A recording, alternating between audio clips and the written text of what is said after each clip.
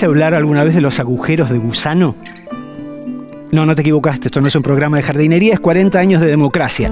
Me refiero a el concepto, a la idea que tiene la teoría de la relatividad de los agujeros de gusano, la física cuántica. Serían una especie de túneles inconmensurables que unen distintos puntos y lugares del universo. Hoy acá en 40 años de democracia te vamos a hablar de un hecho que es una especie de agujero de gusano que une distintos momentos de la historia argentina. Arranca en la dictadura, sigue en 1985 a través del juicio a las juntas, desaparece casi por completo hasta que en el 2003 Néstor Kirchner acaba con las leyes de amnistía y de ahí conecta con nuestro presente de una forma que ya te vamos a contar. ¿Cuál es el hecho? El hecho es la megacausa ESMA, uno de los hechos más significativos del proceso de memoria, verdad y justicia en la Argentina. Pero no solo vamos a hablarte de eso, nos vamos a acordar de Gilda, lo vamos a tener a Mauricio Cartún aquí con nosotros, quien es, el señor teatro argentino de las últimas 4 décadas, con quien vamos a hablar de eso, del teatro argentino en estas 4 décadas y de las constantes dramáticas de la historia argentina. Vamos a rockear con Charly García y mucho, pero mucho más. No te vayas, enganchate, metete adentro de este agujero de gusano que es 40 años de democracia.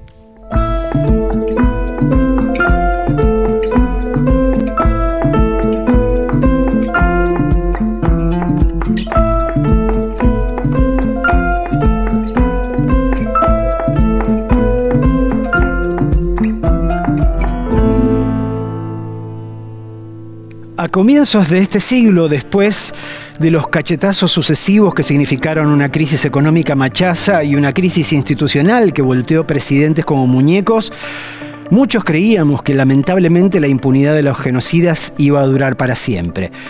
Pero entonces llegó Néstor Kirchner, el raro caso de un presidente que estaba decidido a cumplir con la voluntad popular y acabó con las leyes de amnistía, y esto permitió reabrir una serie de juicios para el resto de los genocidas que no habían sido tocados por el juicio del 85, y se generaron ahí lo que se llaman megacausas.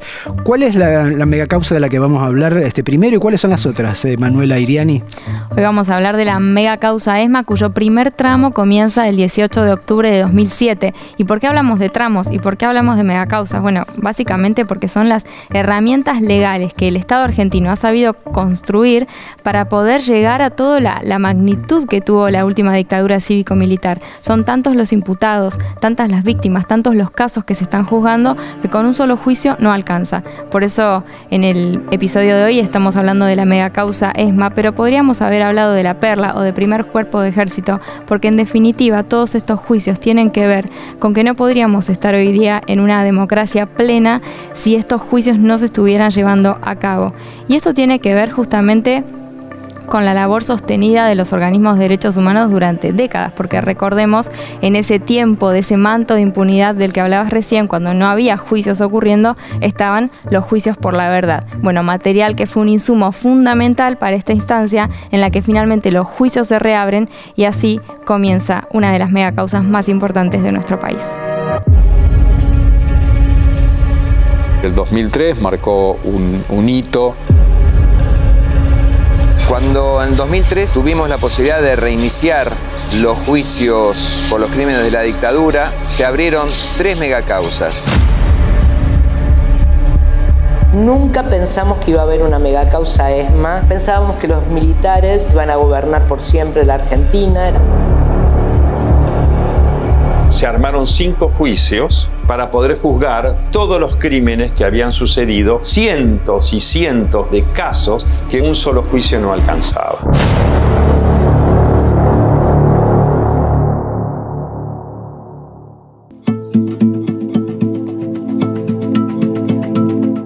La anulación de las leyes de impunidad, declarada el 21 de agosto de 2003, dio lugar a la reapertura de los juicios por delitos de lesa humanidad en todo el país. Por la cantidad de personas imputadas y de pruebas y testimonios recogidos, la serie de causas relacionadas con los delitos que tuvieron lugar en la ex Escuela de Mecánica de la Armada es conocida como megacausa ESMA. Todos los que teníamos juicios de los años 80 y que habían quedado trabados por las leyes de impunidad, tuvimos que volver a las carpetas de la década del 80 se produjo, 2003, 2004, 2005, se produjo un aluvión de presentaciones en la causa Exesma en particular y en todas las causas del país para pedir justicia por sus familiares.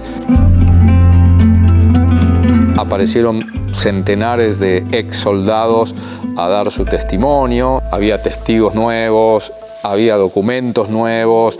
El Estado argentino a partir del año 2003 tuvo otro comportamiento respecto de la documentación. Fueron crímenes cometidos en este lugar donde estamos en este momento.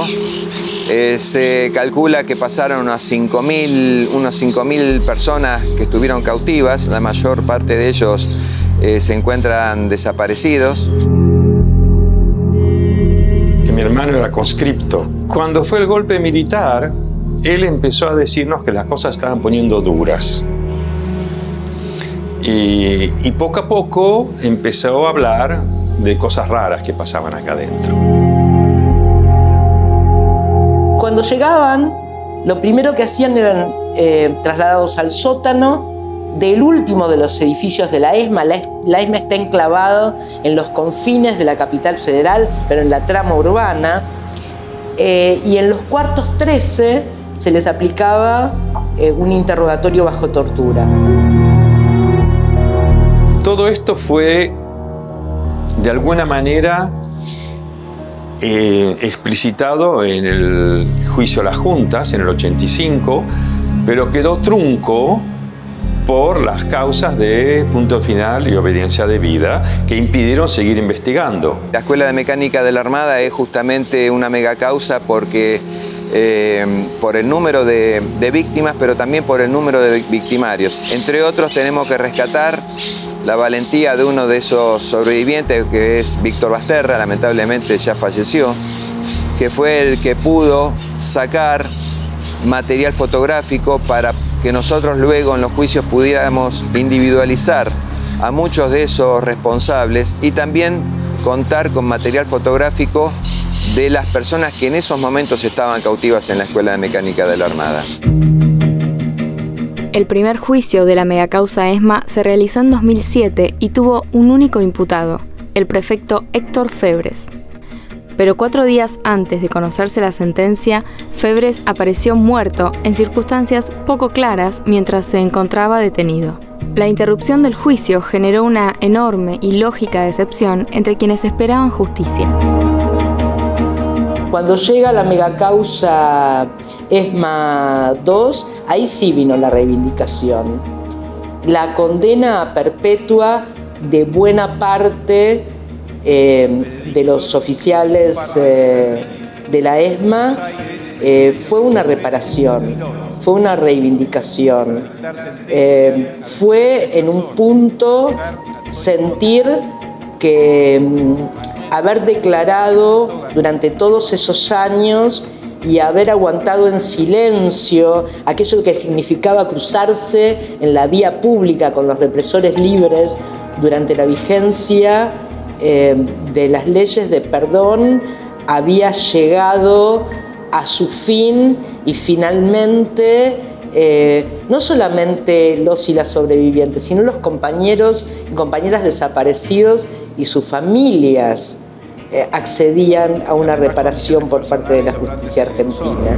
A la pena de prisión perpetua, inhabilitación absoluta y perpetua, accesorias legales y costas, por considerarlo coautor penalmente responsable, en orden al delito de privación ilegítima de la libertad. Mis familiares fueron vistos acá, mis padres, mis hermanos fueron vistos acá por gente que luego testimonió. Basterra, Pirles, Lewin, Lila Pastoriza, que supieron que mi familia había estado acá. ¿Y cómo lo supieron? Porque mi hermano lo habían filmado bajo tortura para que testimonie y para ablandar a otros secuestrados posteriormente. Que sí que muchos vieron la filmación de mi hermano, mientras que mi hermano ya no estaba más acá. Fue muchos años que me llevó reconstruir lo que había pasado acá, hasta que entendí que habían estado los 5 acá, y los 5 habían sido torturados, y los 5 habían sido tirados al mar desde un vuelo de la muerte.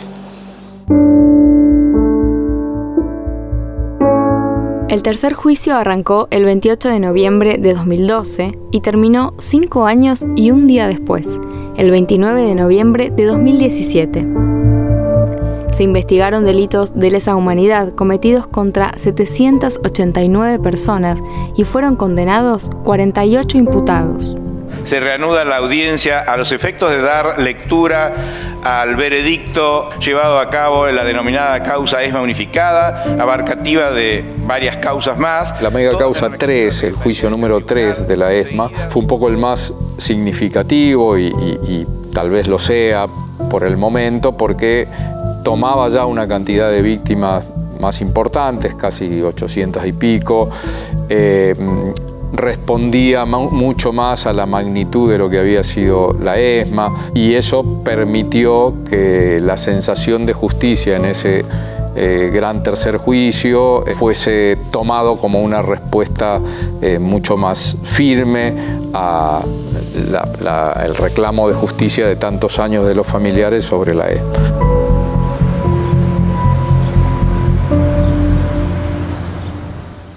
La megacausa ESMA permitió apreciar una capa del horror que se había perdido de algún modo en los juicios del 85. ¿De qué clase de delitos en particular estamos hablando, Manuela? La megacausa ESMA puso con muchísima visibilidad en el campo público los delitos sexuales contra las personas que estaban detenidas, y justamente quizá lo más loco de todo esto es que durante décadas hubo mujeres que habían sido abusadas sexualmente y que en sus testimonios ni siquiera lo incorporaban, porque es tan fuerte el mandato de lo que significa ser mujer, que pensaban que en algún punto esos crímenes atroces sobre sus cuerpos eran parte de lo que tenía que ser, ¿no? Porque eran mujeres y estaban detenidas en ese marco. Por eso que finalmente en este juicio los delitos sexuales se hayan condenado es una verdadera victoria del Estado argentino. Una característica central de las torturas ejercidas por los represores, pero ignorada durante casi 4 décadas, fue la relacionada con los delitos sexuales, que fueron incorporados por primera vez en un fallo hace apenas 2 años. Recién en 2021, Jorge el Tigre Acosta y Alberto el Gato González fueron condenados por delitos contra la integridad sexual cometidos en la ESMA. Durante mucho tiempo, las mujeres estuvimos en el último de los lugares en esta sociedad patriarcal en cuanto a la especificidad de la represión sobre nuestros cuerpos. Me arrastran de los cabellos por una escalera de cemento y llegamos a una habitación que aparentemente estaba en un piso superior, donde me sujetan, me arrancan la ropa y me sujetan a una mesa con cables. Sufrimos acoso, abuso, incluso violaciones en los campos de concentración. Ya desde la tortura no la pasábamos igual que los varones. Me desataron las piernas y me levantaron un poco la goma nuevamente y pude ver que un hombre exponía sus genitales muy cerca de mí. Y me dijeron, te vamos a pasar uno por uno, hija de puta. Si eras mujer y adolescente, el hecho de estar atada a una cama desnuda frente a un grupo de hombres que eran los que te torturaban y aplicaban en tus genitales o en tus pechos picana eléctrica, o te llamaban puta guerrillera. Me lleva a una habitación donde me hace sentar en una especie de mesa. Yo estaba con el uniforme del colegio y me pregunta a qué colegio iba. Yo le dije que iba al Carlos Pellegrini y me dijo, seguro que todo viene por ese lado. Al poco rato viene un hombre donde intenta tocarme. Yo le digo que por favor deje de tocarme y me dice, a vos ya te voy a agarrar, y usa una palabra irrepetible así. En las fiscalías no había conciencia de que esto debería ser denunciado o juzgado. Después de que la Corte Internacional de La Haya determinara que eran delitos de lesa humanidad los delitos sexuales, después de Ruanda y de la ex Yugoslavia, se empezó a preguntar a las mujeres si habían sido testigos o habían sido víctimas de delitos sexuales. Es que empezaron a surgir como hongos testimonios en este sentido a lo largo y a lo ancho del país. La megacausa ESMA continúa abierta, así como diversos juicios a lo largo y ancho del país. En todos los casos, el objetivo sigue siendo el mismo: memoria, verdad, justicia. A partir de esos 10 años que pasaron de la reapertura de los juicios, hemos escuchado sobrevivientes y familiares, pero sobre todo sobrevivientes, decir, bueno, ahora sí podemos hacer justicia. Es decir, casi 30 años después, ellos sintieron que el Estado argentino estaba en condiciones de asegurar cierta reparación para las víctimas. En el juicio oral, estar frente a los jueces y a los fiscales y a los abogados de la defensa y hablar directamente es muy fuerte. Yo hubiera querido que Astiz y Acosta, fundamentalmente, que fueron los responsables directos del asesinato de mi familia, del secuestro de mi familia, yo hubiera querido que estuvieran presentes, pero tenían derecho de no estar. Se calcula que un 60% de las víctimas de desaparición forzada en la Argentina aún no han tenido juicio oral. Es decir, que queda para dar respuesta a víctimas sobrevivientes y a familiares, sobre todo, de esos desaparecidos, queda muchísimo. Haber estado ahí y haber escuchado que esos pilotos eran condenados, los pilotos asesinos de las madres de Plaza de Mayo eran condenados a prisión perpetua, y haber estado allí, haberme abrazado con las hijas de Mary Ponce de Bianco y las hijas de Esther Cariaga, es, yo te diría que uno de los momentos más reparadores a nivel emocional y algo de lo que me enorgullezco a nivel profesional también. Fue como uno de los grandes momentos de mi vida. Yo te decía al principio que existía un agujero de gusano simbólico que unía la dictadura militar con el juicio a las juntas en el 85, con la megacausa ESMA, pero que terminaba en nuestro tiempo presente. ¿Por qué? Porque de algún modo ese plan económico y político que los militares quisieron llevar a cabo a partir del 76 sigue vigente. Hay mucha gente poderosa en nuestro país y hay mucha gente poderosa afuera de nuestro país que quiere instaurar nuevamente una cosa parecida acá entre nosotros. Algo que hay que tener en cuenta, muy en cuenta y muy particularmente en un año como este, que es un año electoral en el cual se va a decidir qué es lo que va a ser de nosotros durante los próximos 4 años, cuanto menos. En fin, cambio de tema absolutamente. Voy a una fecha. 7 de septiembre de 1996, la fecha en la que recordamos a una de las grandes figuras de la cultura popular argentina, Gilda. Ella es una verdadera diosa, es un talento de la música tropical. Se nos está por ir entre ríos y a Corrientes. La presentamos, Gilda.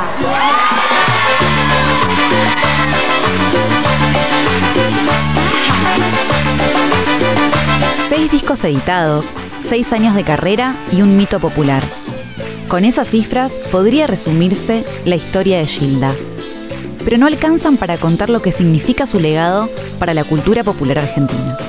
Fuiste mi vida, fuiste mi pasión, fuiste mi sueño, mi mejor canción. Todo eso fuiste, pero perdiste. Cuando ella comienza, se desenvuelve y aparece como artista del mundo de la movida tropical, ese circuito artístico que en la década del 90 era un furor, pero sobre todo en los barrios populares, digamos, una movida tropical que explotó en Buenos Aires a fines de los 80 con la llegada de laburantes y laburantas que venían de las provincias a laburar en el sector de servicios, en las fábricas.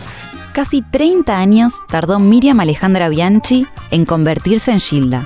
O sea, si la vida me hubiera puesto en antecedentes de que iba a cantar música tropical, quizá no hubiera dicho que no, porque no era una música que yo haya conocido en mi infancia. No me arrepiento de este amor, aunque me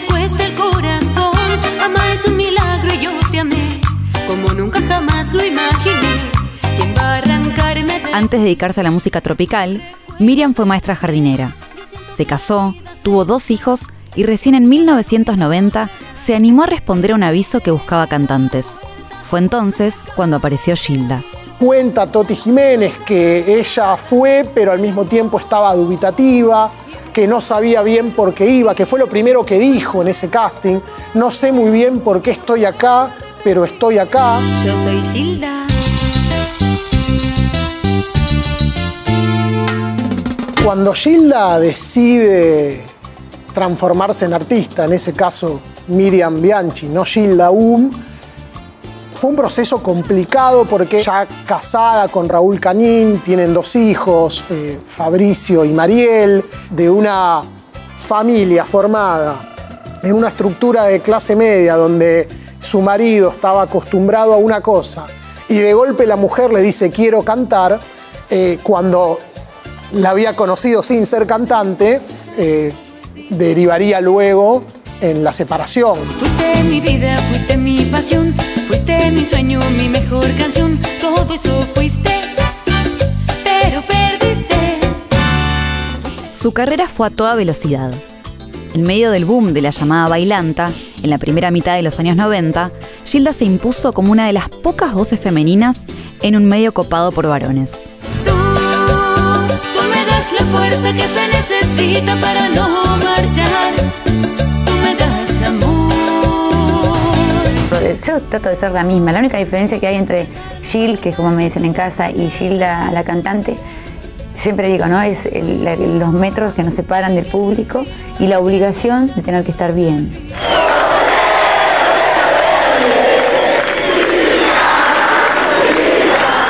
Porque tengo el corazón valiente, voy a quererte, porque tengo el corazón valiente, prefiero amarte, después perderte.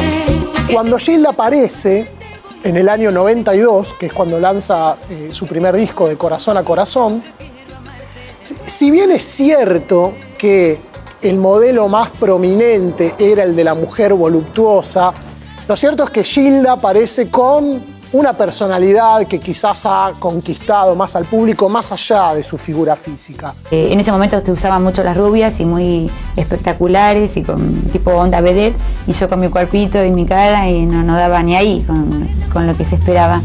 Así que esa fue una de las razones por la cual en su comienzo se cerraron muchísimas puertas, ¿no? Más allá del formato estético que ella genera con su figura, pero sí quizás hoy en la distancia es la única que triunfó de manera fuerte en esos años. Quisiera no decir adiós. La estrella tropical le dio paso al mito el 7 de septiembre de 1996, cuando un camión chocó de frente contra el colectivo en el que viajaban Gilda, su familia y su banda.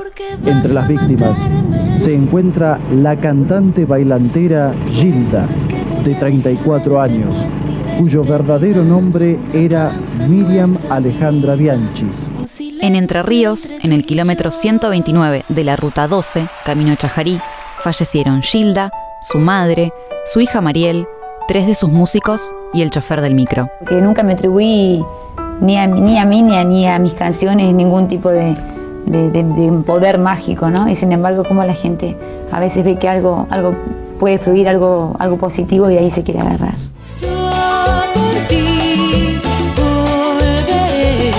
Su muerte trágica disparó la veneración y la reina de la cumbia se volvió santa. En el lugar del accidente se montó un santuario. Las decenas de recopilaciones, versiones y reediciones, los libros, la película protagonizada por Natalia Oreiro son testimonio del legado de una de las artistas más influyentes de la música tropical argentina. El tenis argentino nos ha dado infinitas alegrías a través de figuras como Guillermo Vilas, como Gabriela Sabatini, pero Alan Longi nos va a hablar ahora de uno de los momentos más dramáticos de la historia del tenis en la Argentina. Dramáticos e inolvidables. El 6 de junio de 2004, ¿vos te acordás qué estabas haciendo, Marce? No, para nada. No estabas prendido a la pantalla como la mayoría de los argentinos mirando lo que fue la final de Roland Garros. Por primera y única vez hasta ahora, 2 argentinos llegaron a la final, que además no solamente tenía ese condimento condicionamiento particular tenía. En este caso, por ejemplo, una rivalidad dentro y fuera de la cancha por parte de los dos jugadores. Tenía además que eran los dos argentinos y también muy buen tenis en un partido que fue y vino permanentemente. Una final inolvidable en estos 40 años. El 6 de junio de 2004 se produjo un hecho inédito en la historia del tenis mundial. Por primera y única vez hasta ahora, dos argentinos llegaron a la final de un Grand Slam, los máximos torneos del circuito de mayores que organiza la Federación Internacional de Tenis. Fue en París, en Roland Garros, y los protagonistas, Gastón Gaudio y Guillermo Coria. La final de Roland Garros tuvo la particularidad de ser la primera y la última hasta el momento entre dos argentinos jugando una final de un torneo Grand Slam. Guillermo Coria y Gastón Gaudio pondrán su nombre junto a Guillermo Vilas como los únicos gauchos en ganar Roland Garros. Coria había ganado Monte Carlo unos meses antes, venía de jugar muy bien durante todo el torneo. Coria perdió un solo set en la previa, fue en semifinales con el británico Tim Henman. Gaudio venía sorprendiendo, le había ganado a Cañas en la primera ronda, elimina a Nalbandián, que era otro de los favoritos en semifinales, y pasa a disputar un partido en el cual no era el favorito. Coria llegaba siendo el número 3 del mundo, Gaudio el número 44. El mago llegó al partido decisivo como el gran favorito. Era número 3 del mundo y su desempeño ya había quedado demostrado en la edición anterior de Roland Garros, cuando llegó hasta la semifinal. El gato, en cambio, estaba en el puesto 44 del ranking mundial y nunca había pasado de la cuarta ronda del torneo de París. No era la primera vez que les tocaba enfrentarse. El santafesino de Rufino y el bonaerense de Adrogué se habían cruzado en diferentes torneos y llegaron al cruce en París con una marcada rivalidad dentro y fuera de la cancha. La rivalidad entre ellos tuvo condicionantes muy extremos en algún momento, casi al borde de la pelea, con insultos, con gestos, en donde de un lado y del otro se mostró la rivalidad y bueno, todo esto terminó enganchando y mucho al público parisino que estaba en el estadio.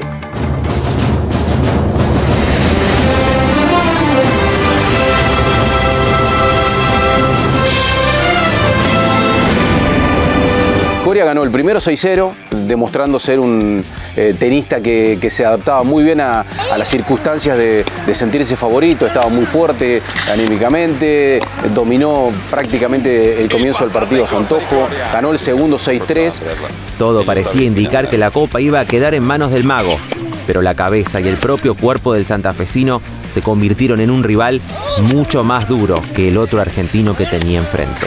En ese momento, cuando tuvo que empezar a sacar para el tercero, empezó a tener algunas dudas, sobre todo a través del primer servicio, cometiendo doble faltas, no siendo tan incisivo con el saque.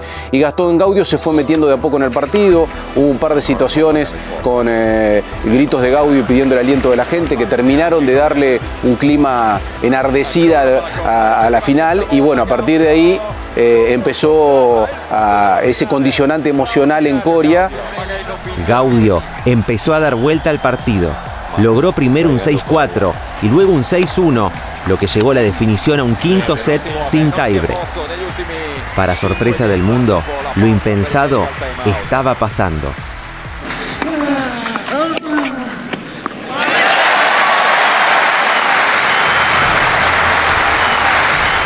Se vio de todo, de buen tenis, mucho nerviosismo, gritos de un lado y del otro festejando los puntos casi con un ritmo futbolero.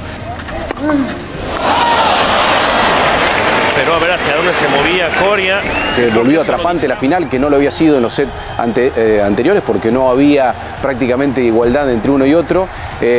Tuvo Coria 2 match point para ganarlo.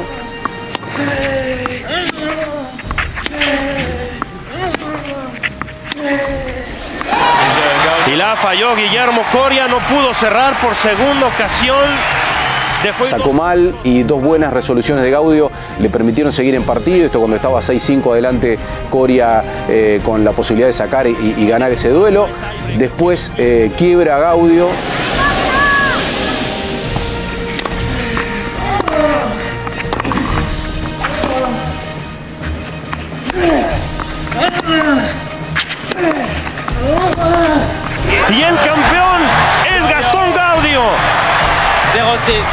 y termina ganando 8-6 en un partido, el mejor partido de la vida de Gaudio. No sé si fue el que mejor jugó, pero sí por lo menos aquel que le permitió el título más resonante de su carrera, y un partido, una final y un quinto set que terminó volcando emocionalmente la carrera de los dos jugadores. Gastón Gaudio derrotó a Guillermo Coria en una final dramática y se consagró campeón de la edición 2004 de Roland Garros. Los amo a todos, a mi familia, a mi novia, a todos.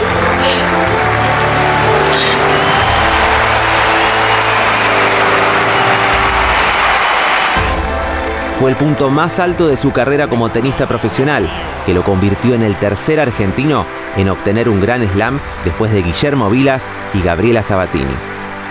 Desde entonces, ningún otro argentino ni argentina volvió a ganar el Torneo de París.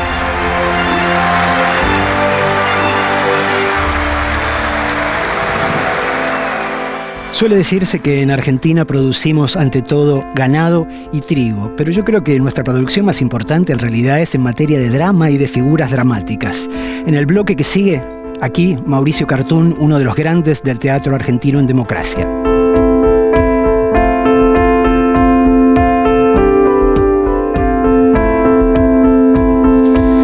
En un país tan rico en drama como el nuestro, se torna inevitable poner la mirada en el teatro como para tratar de seguir las evoluciones que hemos padecido y disfrutado también los argentinos en estas últimas 4 décadas. Uno no quisiera ser injusto con la cantidad de artistas, compañeros y compañeras que han hecho cosas maravillosas en el teatro de estas 4 décadas, pero es muy tentador decir que este señor que está sentado acá, el señor Mauricio Cartún, es la corporización de lo que ha sido el teatro en democracia desde 1983 en adelante y un poquito antes también. Mauricio, buenas noches, un enorme honor conocerte finalmente. Igual. Después de tanto tiempo así de seguirte. ¿Qué recordás de Mauricio Cartún de 1983, sobre todo de esos meses frenéticos de octubre a diciembre? Me imagino que no debe haber sido una votación más, ¿no? No, ni muchísimo menos. Y a ver, la vuelta de la democracia coincidió con 2 cosas para nosotros extraordinarias, una gran coincidencia. El nacimiento de mis 2 hijos, mi hijo es exactamente, mi hija es del 82 y mi hijo del 83, y simultáneamente en el 82 mi vuelta al teatro. Teatro abierto, una convocatoria de amigos para que presente una obra, la presenté, la eligieron. Y entonces, después de tantos años de haber pensado que el teatro se había terminado, que en realidad lo que me quedaba por delante era un destino de comerciante que ya había asumido como tal, y en el que no me iba demasiado mal por el otro lado, el gran cambio. Estos 40 años han venido acompañados justamente, en mi caso han venido acompañados justamente de eso, mi incorporación y mi camino en lo profesional y la mirada sobre mis hijos, ¿no? ¿Qué salió a contar el teatro argentino en los estertores de la dictadura y en los primeros tiempos del alfonsinismo? En los estertores de la dictadura y con mucho uso de las figuras, de las metáforas y de lo figurado, la situación política concreta. Después quedó presente un poco esas elipsis en el primer teatro de la democracia, casi te diría como una especie de descubrimiento.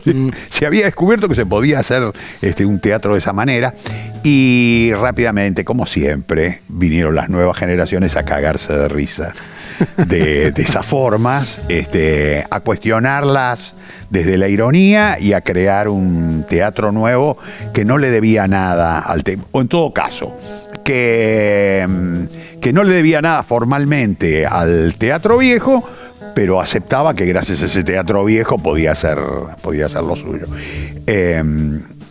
Hubo ahí una dialéctica preciosa en los primeros 83, 84, 85, el nacimiento de esa nueva generación que intentaba hacer un teatro diferente al que había prestigiado el teatro político de teatro abierto. Un choque y en el resultado chispa, incendio, y se cocinó el asado de lo que es hoy el teatro.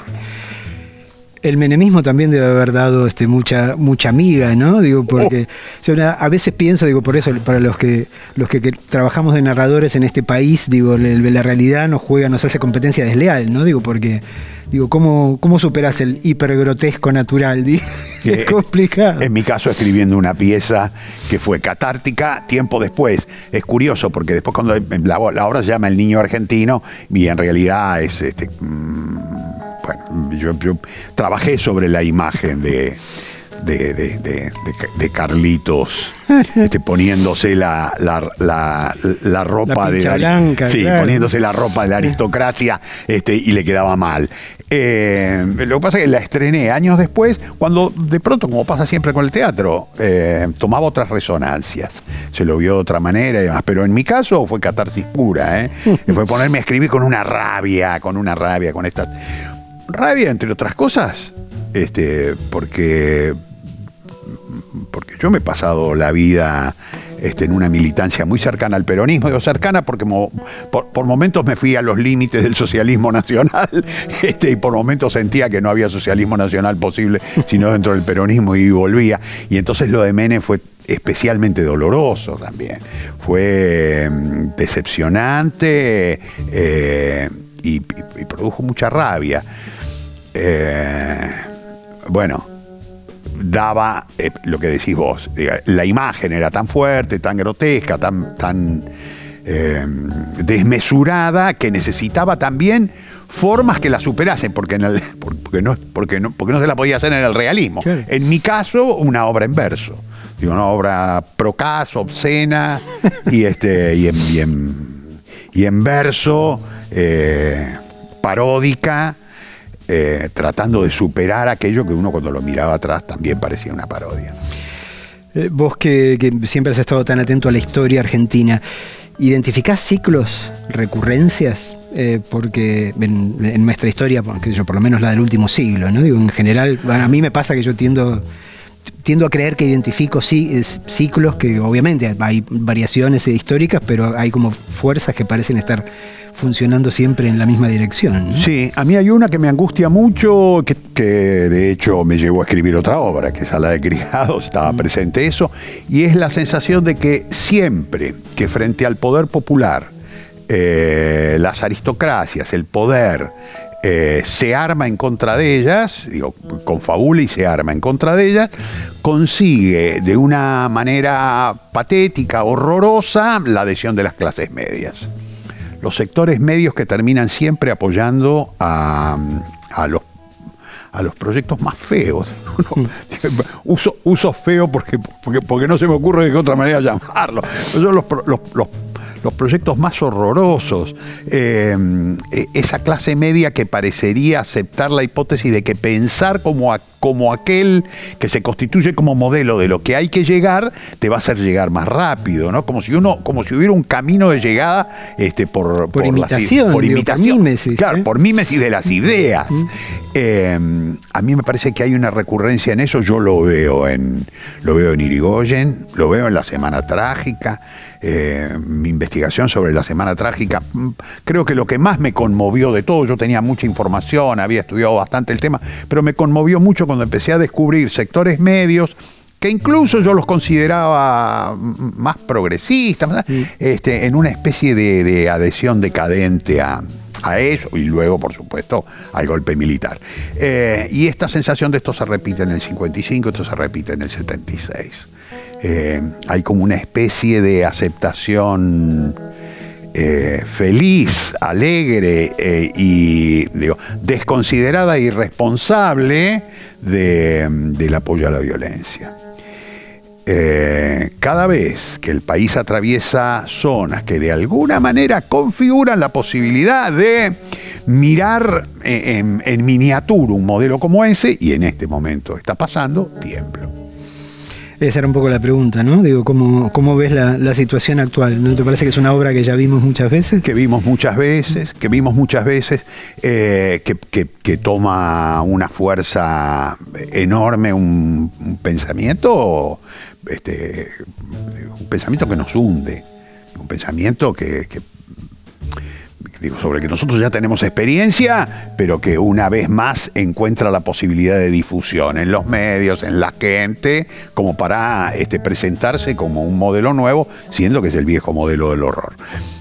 Sí, a mí me da pánico pensarlo, pero lo que me da más pánico es justamente esta sensación de toda una generación y de todo un sector medio que de alguna manera empieza a pensar, bueno, hay que dar un lugar, hay que dar una chance a este pensamiento. Y además, si es gente que ha ganado dinero, quiere decir que sabe cómo ganar dinero. Digo, gente que está cerca de la posibilidad de un bienestar económico. Digo, todos los pensamientos que nos han hundido y que pueden repetirse. ¿La democracia argentina es un personaje trágico? No, dramático.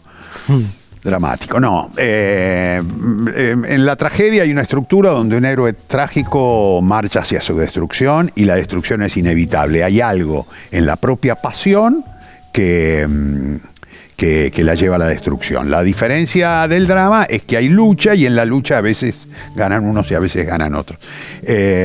Yo creo que lo nuestro ha sido el drama, que ocasionalmente hemos tenido tragedia de las que hemos salido y hemos vuelto a luchar y hemos vuelto al estado de drama. Lo que no hemos tenido hasta ahora es una buena comedia, no hemos tenido momentos de extrema felicidad. Hay algunos oasis tuvimos algunos momentos donde sentimos esto que está pasando está bueno, esto está yendo hacia algún lugar. No duró todo lo que uno hubiera querido, ¿no?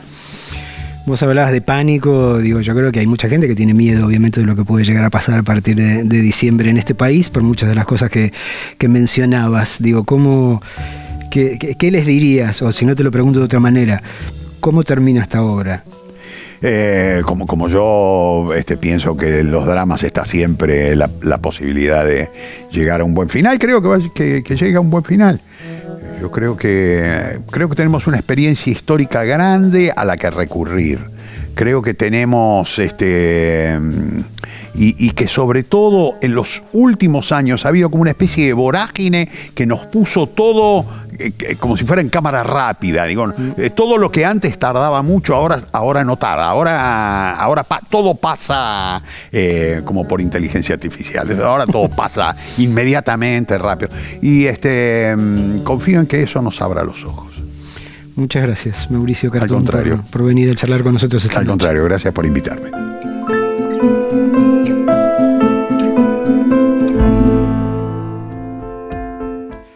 Acá en 40 años de democracia nos gusta hablar de leyes porque significa hablar de derechos que se han ido conquistando en estas 4 décadas.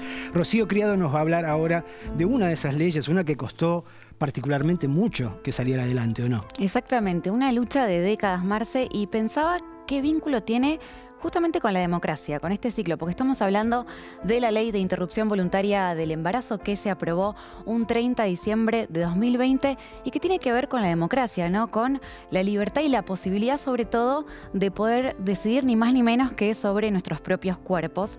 Y es importante remarcar la fecha porque no fue hace tanto, ¿sí? Hace un poquito más de 2 años, todas las mujeres y todas las personas con capacidad de gestar que querían, por diferentes motivos, acceder a un aborto, lo tenían que hacer en la clandestinidad. ¿Y qué era la clandestinidad? La inseguridad, el riesgo para la salud.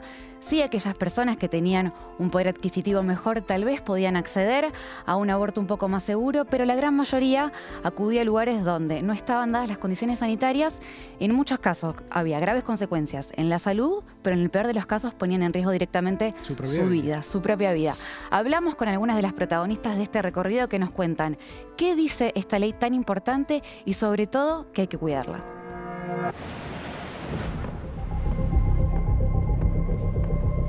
Mi voto, señora Presidenta, es por una mujer libre, que pueda actuar, que pueda decidir según su propia conciencia.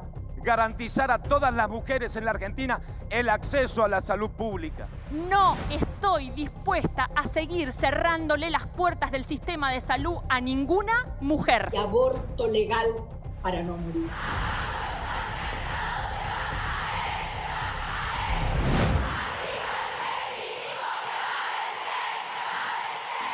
Durante décadas, el derecho al aborto fue una lucha permanente del movimiento feminista. 6 veces, el proyecto de ley elaborado por la Campaña Nacional por el Aborto Legal, Seguro y Gratuito fue presentado en el Congreso y las 6 veces perdió estado parlamentario. En 2018, las masivas marchas por Ni Una Menos le dieron fuerza al reclamo, cuando el proyecto logró superar la instancia del debate en comisiones y llegó al recinto.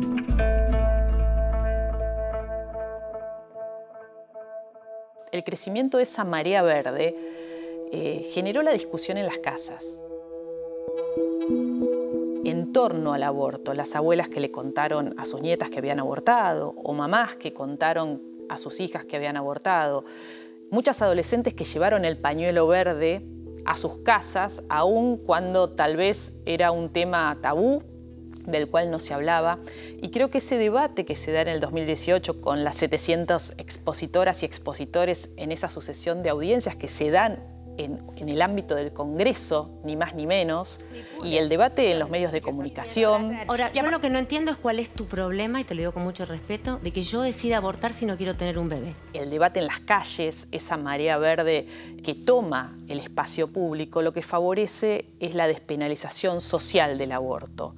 Acá se trata de aborto clandestino o aborto legal. El aborto existe, existió y existirá. Legislen ustedes lo que legislen. No creo que ninguno de los legisladores pueda poner en lugar de criminal a las mujeres que lo han practicado.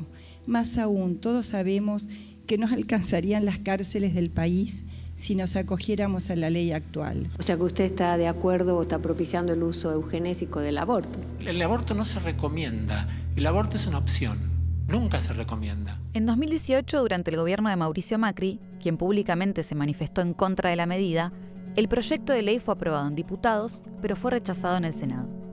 La marea verde, sin embargo, no estaba dispuesta a bajar los brazos. Y en 2020, el presidente Alberto Fernández dio un pulso real a la ley. Un Estado presente debe proteger a los ciudadanos en general y obviamente a las mujeres en particular. Presentaré un proyecto de ley de interrupción voluntaria del embarazo que legalice el aborto en el tiempo inicial del embarazo y permita a las mujeres acceder al sistema de salud cuando toman la decisión de abortar. Que el presidente tomara la decisión de mandar un proyecto desde el Poder Ejecutivo significaba que era una política de Estado. Una de las cuestiones donde la decisión presidencial fue eje. Él nos dijo que había muchos motivos válidos para legalizar el aborto, que él quería que hiciéramos hincapié en la salud pública y nos pidió que fuéramos muy respetuosos en el debate. Esta ley vino a garantizar dignidad, vino a garantizar derecho humano fundamental para las mujeres y las personas gestantes. Es absolutamente incomprensible la negligencia conceptual o la manifestación ideológica contraria. El aborto es un dolor y lejos de estar amparándolas en algo, estamos legalizando un dolor, señor presidente. Pero tienen que invisibilizar de que hay vida en el feto o en el embrión. Y lo tienen que hacer porque están convencidos en esa idea de persona humana, de que ahí no hay vida. No van a pasar a la historia los tibios, no van a pasar a la historia los que la surfeen, van a pasar la historia no los que especulen, sino los que más se la jueguen. Y nosotras estamos luchando, que el aborto sea legal, seguro y gratuito, que sea ley.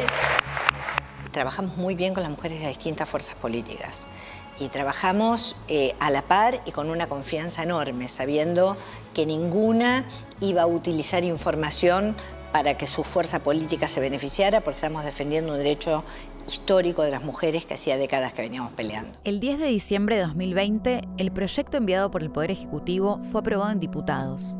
131 votos afirmativos, 117 en contra y 6 abstenciones. Se lanza la votación. En la madrugada del 30 de diciembre, con 38 votos a favor, 29 en contra y una abstención, el Senado lo convirtió en ley. Resulta aprobado.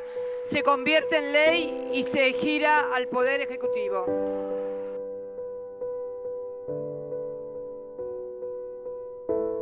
Y a las 4:14 de la madrugada fue una emoción inmensa. Recuerdo haberla abrazado a Eli y haberle dicho, 60 años esperando esto. este derecho garantizado para todas las mujeres y personas con capacidad de gestar que lo necesiten, porque los derechos sexuales y reproductivos, y entre ellos el derecho al aborto, forman parte de la agenda de los derechos humanos. Lo que tenemos que cuidar es que no vengan por la ley. Que no vengan por la ley o que no vengan a obstaculizar en alguna otra gestión que no esté de acuerdo, que vengan a obstaculizar derechos que a las mujeres tantas décadas nos costó ganar. Tenemos que defender nuestros derechos.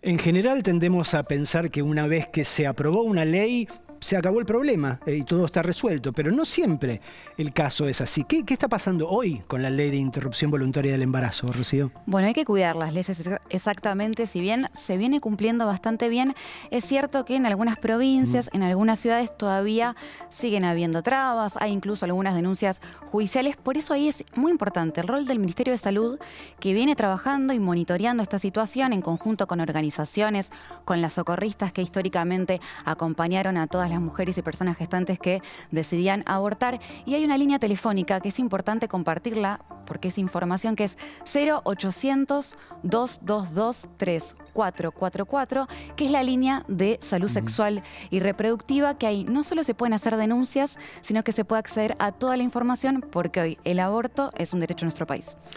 Vamos a hablar de fechas ahora, de esas fechas que nos ponen lucecitas en los ojos y que nos hacen acordar de cosas que se nos habían quedado olvidadas en el fondo del cajón. El 7 de junio de 2003 fue inaugurado el Estadio Único de la Ciudad de La Plata, hoy llamado Diego Armando Maradona, un espacio que puede albergar 53.000 espectadores y que ha sido sede de eventos deportivos como la Copa América en 2011, partidos de los Pumas, y han tocado allí artistas como el Indio Solari y YouTube. El 14 de junio de 1986 fallece en Ginebra Jorge Luis Borges.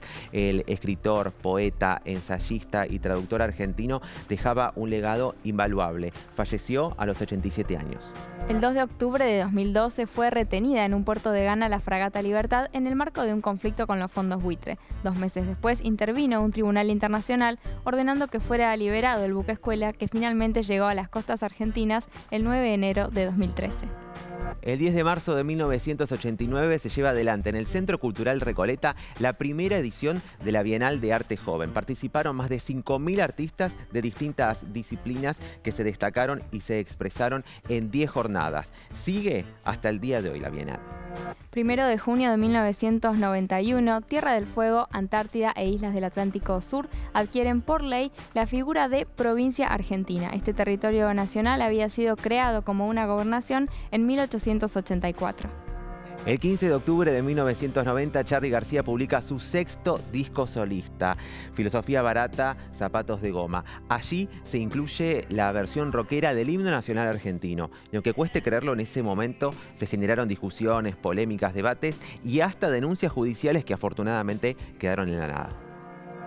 ¿Para cuántos y cuántas de nosotros el himno era algo que asociábamos tan solo a un trámite escolar, ¿no? Pero la versión de Charly nos ayudó a reconectar con esa música maravillosa y con esa letra maravillosa y sobre todo con esa frase del final, esa disyuntiva que nos plantea: coronados de gloria vivamos o juremos con gloria morir. Chao, nos vemos la semana que viene acá en la TV Pública con más democracia.